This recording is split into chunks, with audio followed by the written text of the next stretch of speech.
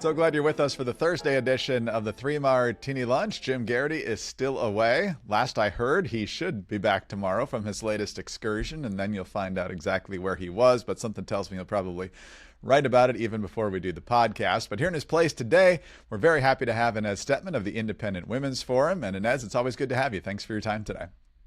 It's always good to fill in here, but I have one objection, which is that the Three Martini Lunch doesn't come with lunch or martinis. It's a very virtual three. It's always early in the day too. It's not like one of those leisurely 3 p.m. lunches with the martinis. I feel like those are going out of style anyway, but I always feel like I would like to actually experience the Three Martini Lunch. That would be a good way to keep the guest host happy. I agree. So maybe we can make that happen at some point. But yeah, we're going to be talking today about politics in your state where you live now, New York. We'll be looking at the New York governor's race, which isn't official yet because the likely Republican nominee is not even an official candidate yet, but she will be soon. We'll also be taking a close look at the Virginia governor's race, which will be decided next month.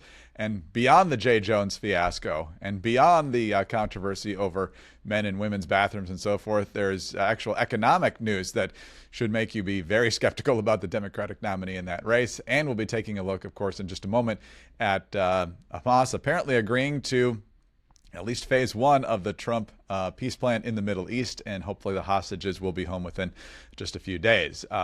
Inez, since we last spoke, I believe, Eric Adams, your choice out of a bunch of lousy choices for mayor of New York City, announced that he was no longer going to continue his campaign.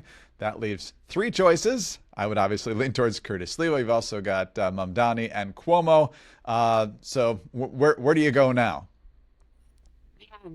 First of all, I wasn't even going to have to hold my nose to vote for Adams. I wrote a piece for Tablet about how I think Eric Adams has been a great mayor. I think he's been one of the best, if not the best mayor in America. Under his watch, crime has gone down. There are fewer rats, like objectively, there are fewer rats. He has implemented garbage collection, new protocols. They come twice a day, and people are not allowed, businesses are not allowed to leave the garbage like hours out in front. There is less garbage and fewer rats in New York City. He is fining the e-bikes that keep almost running me over. It's like a bunch of quality of life issues that if our politics were actually local as opposed to national, like he deserves re-election. He has done all good things as mayor of New York City.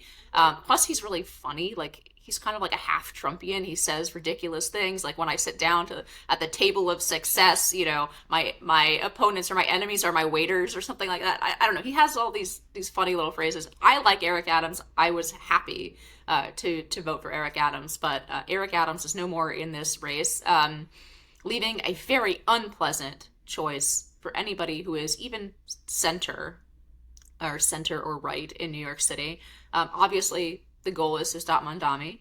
The allegedly best way to do that is to vote for Cuomo. That makes me gag, physically saying that. I really don't know what I'm going to do. It's going to depend on the polls. If Cuomo is like really within a point or two, I might have to vomit in my mouth as I vote for Cuomo. Although, on the most important things, he's running now on a public safety campaign, which is every poll shows that this is where Mamdani is actually most vulnerable. It's the reason he's backtracking and dissembling about so many of his comments about the NYPD. It's because New Yorkers actually do care about crime, and they are worried about Mamdani's statements on defunding the police and being extremely anti-cop. And especially with so many people in the NYPD who apparently are on the edge of quitting already, a thankless job. Nobody wants to be the cop who had to shoot a black perp under Mamdani, right? And so people are going to leave the city, and that's something that will really change overnight if Mamdani is elected. Some of his larger communist schemes, he's going to need help from Albany. We're going to talk about the larger politics of New York State in the third martini, but some of his larger goals, I think, are not going to happen, or at least not going to happen quickly. But on public safety, he can pull the cops out of the subway the day he's elected, right? A bunch of cops are probably going to quit the day he's elected from the NYPD. And so that's what I'm most worried about.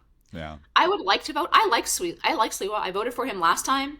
I think he's a good right-wing eccentric, which is exactly what New York needs. But I mean, he doesn't seem to have much of a shot some people seem to think like the race could split into three parts, and maybe he does. If the polls look like that, I'm definitely voting for Sliwa. I like him. I just, kind of assume that he can't win. You're taking the practical approach to this, and Yeah. stopping Mamdani is job number one. So we'll dig into New York politics in the third martini as well, because the mayor's race does factor into what we're talking about there. But we'll get to the Middle East peace process in just a moment. In the meantime, though, let's talk about OneSkin. If you're trying to figure out Middle East peace, if you live in New York and you're trying to contemplate a future with maybe a mayor Zohran Mamdani, you're going to be stressed. Some lines are going to appear in your face, but that doesn't mean you have to settle for that. OneSkin is here to help. They're known for their favorites like OS1 Body, OS1 Face, OS1 Eye, and OneSkin stands out for their science-first approach to skin aging. It delivers hydration, barrier support, and powerful longevity benefits in every product. At the core is their patented OS1 peptide, the first ingredient proven to target senescent cells, which is the root cause of wrinkles, crepiness, and the loss of elasticity. And these results have been validated in now 5 different clinical studies. And so OneSkin is changing how we age by focusing on skin and scalp health at the cellular level, powered by their patented OS1 peptide. Every formula is designed to keep skin healthier, stronger, and more resilient over time. For a limited time, try OneSkin with 15% off using the code 3ML at oneskin.co. That's 15% off at oneskin.co with the code 3ML. After you purchase, they're going to ask you where you heard about them, so please support the 3 Martini Lunch and tell them that we sent you.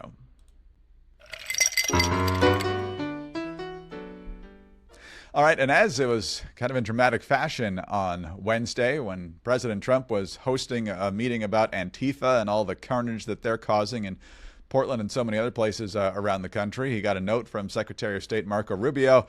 Hey, we're going to need you soon. We're real close to getting final agreement on this Middle East plan that was rolled out last week. Netanyahu agreed to it. Hamas had like 3-4 days to respond to it. Deadline got kicked down the road as usual with Hamas, but it seems that they've agreed. In fact, on Truth Social, Trump says, "I'm very proud to announce that Israel and Hamas have both signed off on the first phase of our peace plan. This means that all of the hostages will be released very soon, and Israel will withdraw their troops to an agreed-upon line as the first steps towards a strong, durable, and everlasting peace.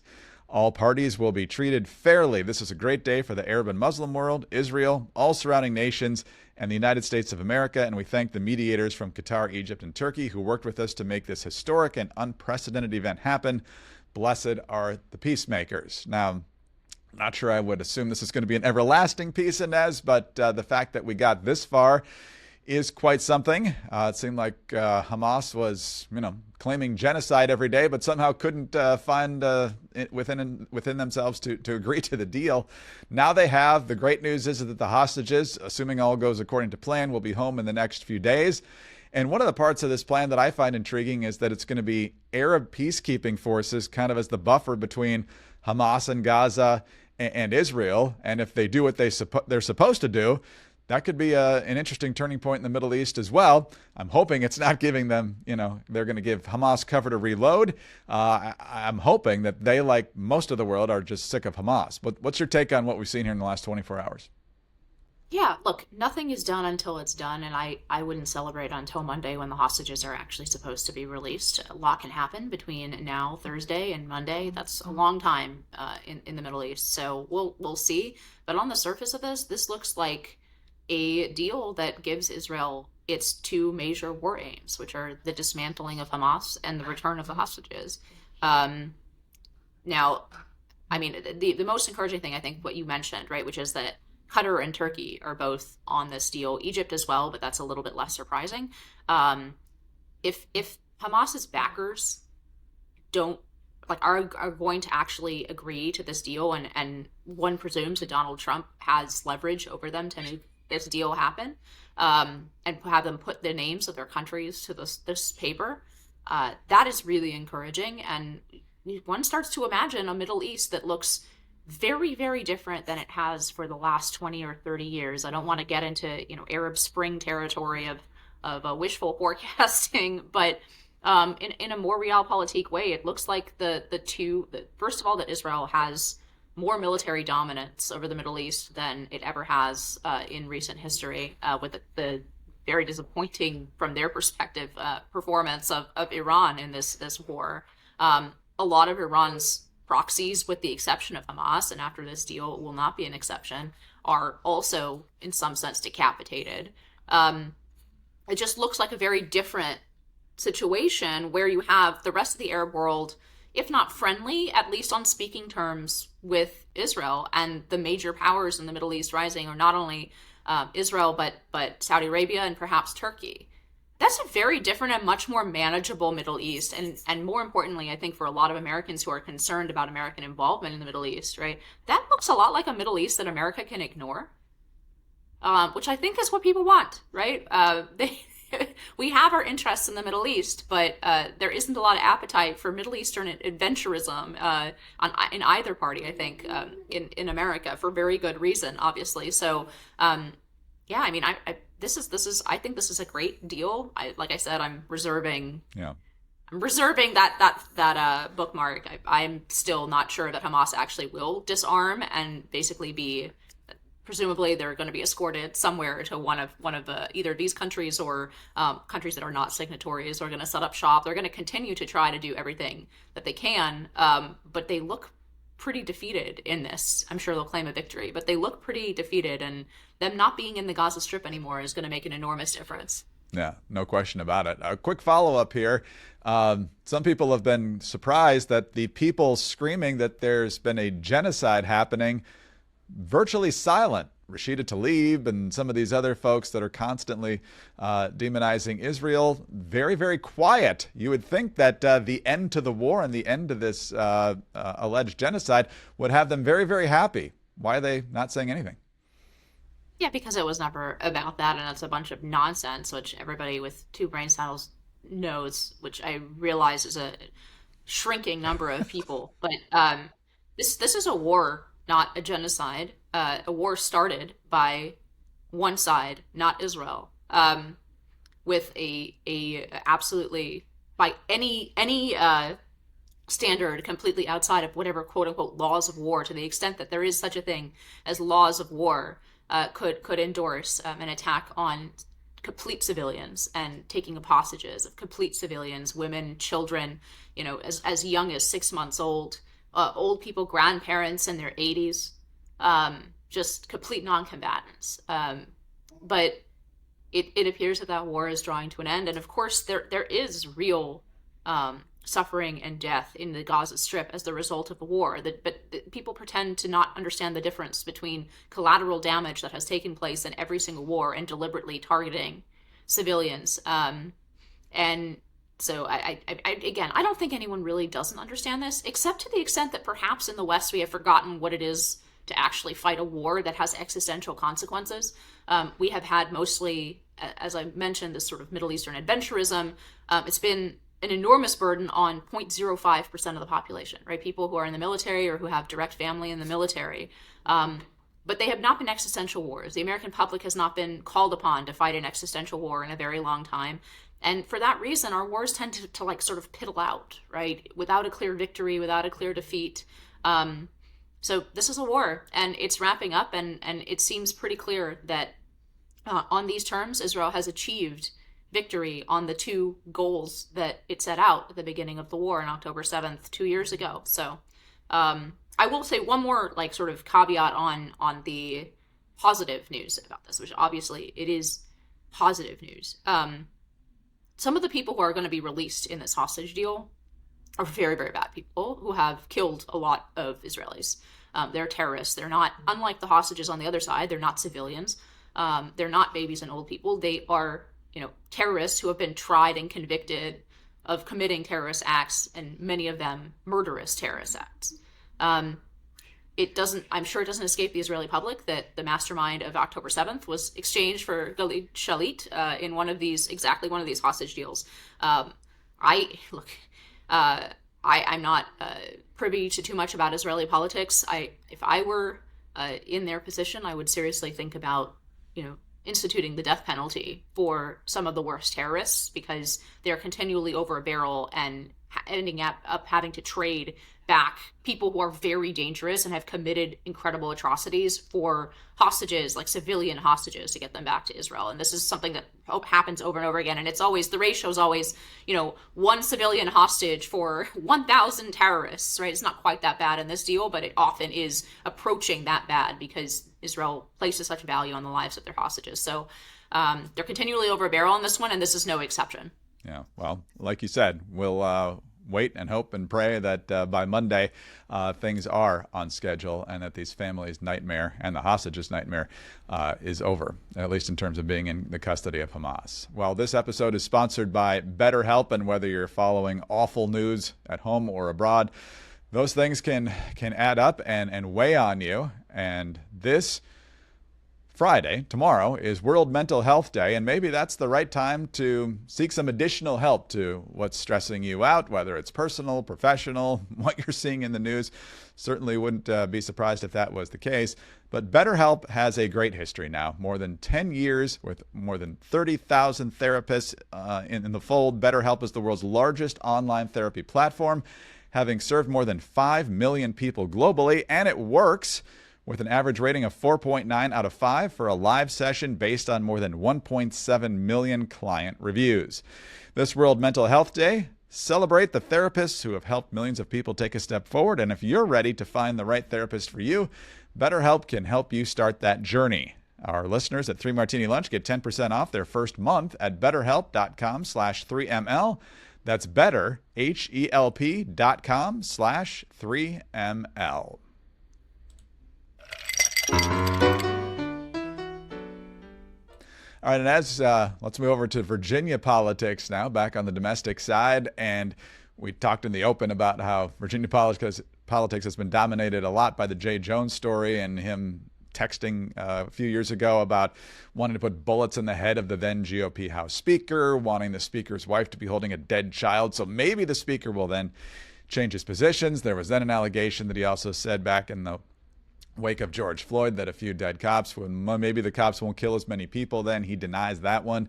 But the pressure is still on for him to drop out. Not from any Democrats, mind you. They're perfectly happy to keep him on the ballot. And early voting has already started here. But now Abigail Spanberger, who has made word salad out of the question, should men be in women's locker rooms and bathrooms in the schools or on sports teams and that sort of thing.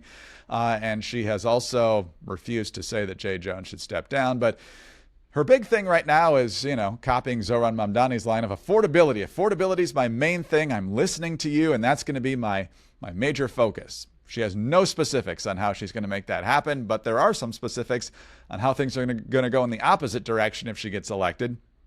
Carrie Sheffield over at the Daily Signal writing that Spanberger is proving yet again that she will likely make Virginians poor and financially struggling due to her endorsement of a terrible state law that's projected to increase energy costs by as much as $3,500 per customer over the next 20 years. Now, Spanberger has embraced the Virginia Clean Economy Act, signed into law in 2020 under former Governor Ralph Northam, which will ban oil and gas production in Virginia, mandating that both of our states, she says, two utilities produce 100% renewable electricity by 2050. She says this law is already having ruinous effects. Energy prices are higher. Virginia now imports 40% of its electricity from out of state as opposed to 18% just 5 years ago. And the act mandates Virginia transition from reliable power sources to expensive, unproven, unreliable green energy that has been demonstrated to be notoriously incapable of meeting the needed capacity for storage and distribution. So there's a chart in this story that shows that already, since the enaction of this Clean Energy Act, just in the last 5 years, average energy costs up more than $500 a year for the typical customer. Within a decade, it'll be closer to about $1,300, and by the mid-2040s, just before this 2050 mandate, you're looking at about $3,500 more per year compared to what you were paying in 2020. So, you've got the cultural issues, Inez. You've got the character issues, obviously, going on with Jay Jones. But when it comes to people's, nuts and bolts, the balancing the checkbook, this is a huge issue. It's not getting a lot of attention, and Abigail Spanberger, unsurprisingly, is on the wrong side of it. Great piece from my colleague at IW there, Carrie Sheffield. So this is a problem that quote unquote moderate Democrats have been facing in just about each one of the races that they're running, which is that they're not actually moderate. They use different language and they dissemble about some of the questions that are particularly unpopular. But if you actually look at the record, they're not actually that far apart from their progressive base. It's interesting. The Republican Party for a long time had the opposite problem, right? Where the rhetoric, when they went home to their districts, sounded red meat conservative, and then their voting records and the policies that were actually coming out of even Republican White Houses in the past were very moderate, right? Characterized as Nazism always by the left, but very moderate compared to what they were saying at home in their districts to their voters. Democrats have almost the perfect inverse of that, right? Where now, for example, we talked about Cuomo, right? He's running as a quote unquote moderate. His positions aren't moderate. His record isn't moderate. And the same thing in Virginia, right? It is not a moderate position to not be able to answer the question about, boys in girls' locker rooms. That's not a moderate position. That's a 75, 80% position among the American electorate. And I'm sure it's a 75% or 80% even in Virginia, especially with all of the problems that Northern Virginia schools have had with that. Same thing on energy prices, right? It's just, there is actually no creature, or at least almost no creature, like the moderate Democrat. I can think of a couple exceptions to that, but really what most people mean when they say moderate, and we're running in a purple state-ish. I mean, Virginia really is a blue state at this point. What they mean by that is somebody who avoids the questions and doesn't just give a full-throated endorsement of the fact that men can become women. That's a moderate on the Democratic Party. So it's interesting. It's the inverse of what's happened in the Republican Party for decade after decade after decade. But I don't see that changing anytime soon. Oh, another example in New Jersey, very similar, right? The so-called moderate, but if you actually look at her record, it is just about as progressive as anybody else in the Democratic Party. But they're trying to paper it over with moderate language rather than moderate policy. Yeah. Jim likes to say that a moderate, in terms of how the media describes people, is somebody who doesn't yell a lot. So you can have, Mark Warner and Tim Kaine in Virginia are perfect examples of this. They vote almost lockstep with the Democratic leadership or a Democratic president. There's one in office, 99, 100% of the time. But because they have measured tones as they do their media appearances, well, that's a moderate. Because their voting record. It's the same thing with extremism, right? Positions of the Republican Party that are positions where actually we have the majority of the electorate are routinely described as extreme, mm-hmm. while positions of the Democratic Party that hold 20% of the electorate are never described as extreme. And perhaps that's why they have so few actual moderates, because there's no actual pushback. Except through these repeated elections. I think it remains to be seen how, we would expect, obviously, the off party to do well in the party out of power to do well in these elections. That's the expectation going in, especially in Virginia, which is a blue state and kind of eked out a Republican governor and Republican AG and everything else by virtue of very particular post-pandemic politics, right?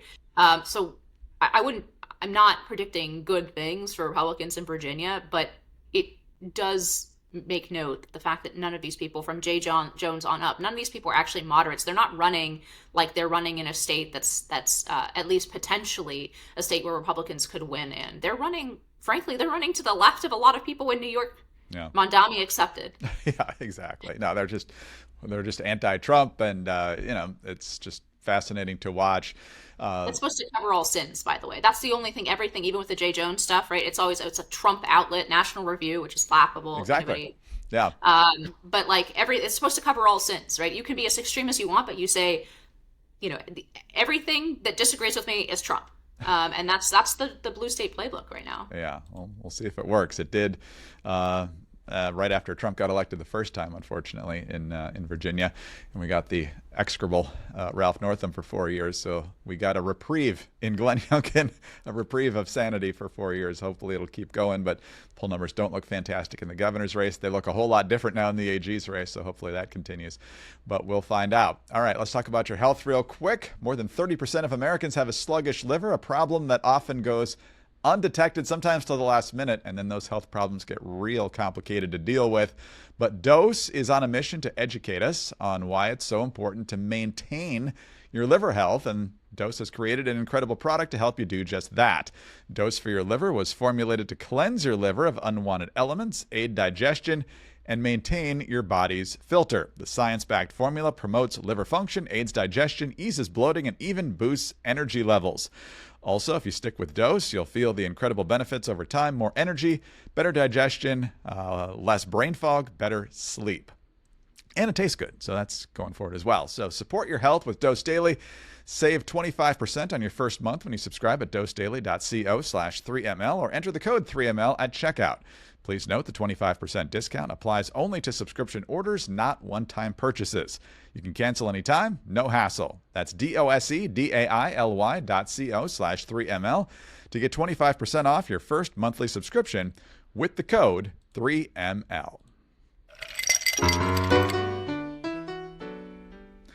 All right, and as back to New York politics here, we talked about the mayor's race a little bit, but the mayor's race is also factoring in significantly to new polling numbers suggesting that New York Governor Kathy Hochul, who seemed to have a pretty sizable lead heading into next year's re-election campaign, no longer has that sizable lead. There had been some hypothetical polls showing her, 13, 14, 15 points ahead of likely Republican nominee, Congresswoman Inez Stepman, who's not technically in the race yet, but I think it's the worst kept secret in New York politics. She's obviously going to get in this race, and it seems like the field has been cleared for her. But now the hypothetical polls show much closer numbers. New York Governor Kathy Hochul retains just a 5 percentage point lead against potential challenger Inez Stepman and loses that advantage when likely voters first hear about both candidates' records, according to a new internal poll. Stephan trails behind Hochul 48-43 on an initial ballot, but narrowly beats the incumbent Democrat 46.4 to 45.9, so really a dead heat, when voters leaning toward voting in the 2026 race hear about the governor endorsing New York City mayoral frontrunner and socialist candidate Zohran Mamdani. And if Mamdani wins Gracie Mansion, up to 47% of independent voters also said they'd be less likely to vote for Hochul or other Democrats up and down the ballot in the midterms. And so this is kind of fun, Inez, in a way. We obviously don't want to see Mamdani win, but Hochul had kept her powder dry for so long. It was obvious she didn't want to endorse him, but then she came to the conclusion that she probably needed his voters to have a comfortable re-election win. Well, that seems to have backfired now, because outside of New York City, people don't like that idea of Mamdani being mayor, and it's made what was once a pretty lopsided race into basically a dead heat. Yeah, so I've always pushed back on people when they have talked about New York as a incredibly deep blue state. It is a blue state, but I don't know. I come from California, and in my experience, politics in New York is quite different than politics in California in terms of it being a totally hopeless situation for Republicans. Let's not forget, Lee Zeldin in 2022. New York and Florida were the two places where the red wave of 2022 actually materialized. New York shifted something like 17 points, and Lee Zeldin came within 4.5 points of the governor's mansion. It's not a totally done deal here, the way that people, I think about it, because they think about New York City. And like many states, it has the city with a high population that is very liberal, and then kind of purple suburban counties going up away from the city, and then deep red rest of New York, right? With some exceptions, Buffalo, Albany, so on. So it's not that hopeless. And certainly people looking to counterbalance a Mayor Mamdani might want to elect a Republican governor. It may play the same role. I will say crime, again, in 2022, the biggest issue that was pushing the election of Lee Zeldin. And it's not actually New York City that kept him from the governor's race, because from the governor's mansion, because New York City actually shifted more. In other words, it's still, I don't remember exactly the numbers, but it was still 70-30 or whatever it was. But the Democratic candidate Hochul did not pick up as many votes in New York City as she needed to get further ahead. It was actually those suburban counties that don't deal as much with crime that didn't shift as much. So I don't know how the crime issue is going to play, but I suspect it will be central to the governor's race, to the mayoral race. It's an issue that New York voters really, really care about, and is out of keeping with the sort of general progressive profile of blue New York City and blue New York State. Should absolutely be a stain on your voting record to have chosen Kathy Hochul over Lee Zeldin, regardless of politics. Just somebody who can spit out a sentence and make a coherent argument. Kathy Hochul, I've said a few times on the podcast, Inez, is I think the worst major politician in America, not only because she's wrong on everything, people can disagree about that, but she's just a terrible politician. She can't make an argument. She's completely inarticulate. It's just amazing. That's what happens when you have somebody who steps into the role, right? Who doesn't actually have the chops to run it. She came in when Cuomo was pushed out for allegedly, Me Too. That's the least bad thing about Cuomo, by the way, that he was like, making inappropriate jokes in the office or whatever. That doesn't bother me much at all. But that's why she got her start, got her big chance, right? Her big break in politics is because there was clearly, by the way, a Democratic hit on Cuomo. When the Democrats want to take out one of their own, they bring up Me Too charges. It is their signature move at this point.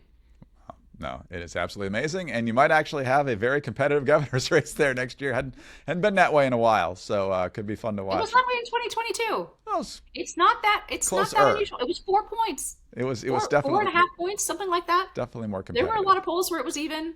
It's possible. It's possible here. Yeah. So we'll be watching, no question about that.